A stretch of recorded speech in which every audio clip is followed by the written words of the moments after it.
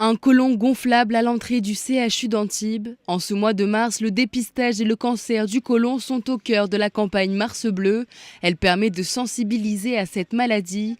43 000 nouveaux cas découverts en 2018. Faire passer le message est donc capital sans pour autant dramatiser. C'est une structure qui est ludique et donc attire l'attention. Et c'est un peu ça. Les gens ne veulent pas parler de coloscopie parce que ça dérange. Et ça dérange surtout la préparation.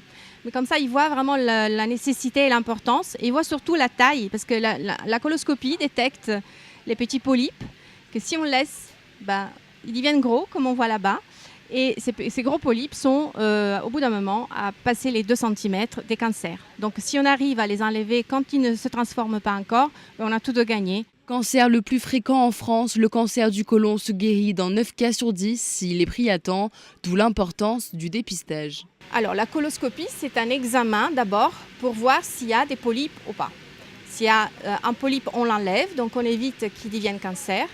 Et c'est un peu tabou parce que c'est un examen qui est dérangeant, c'est un examen un peu invasif, pour lequel il faut une préparation avec des purges qui ne sont pas bien acceptées, donc les personnes souvent refusent. Mais maintenant on a un test qui est un test beaucoup plus performant qu'il y a 2-3 ans, où on voit des minimes saignements dans les selles qu'on ne voyait pas avant, et qui correspondent encore à des polypes petits qui ne sont pas encore transformés en cancer. Donc ça suffit d'aller chez le médecin traitant, il va nous donner un petit kit comme celui-là.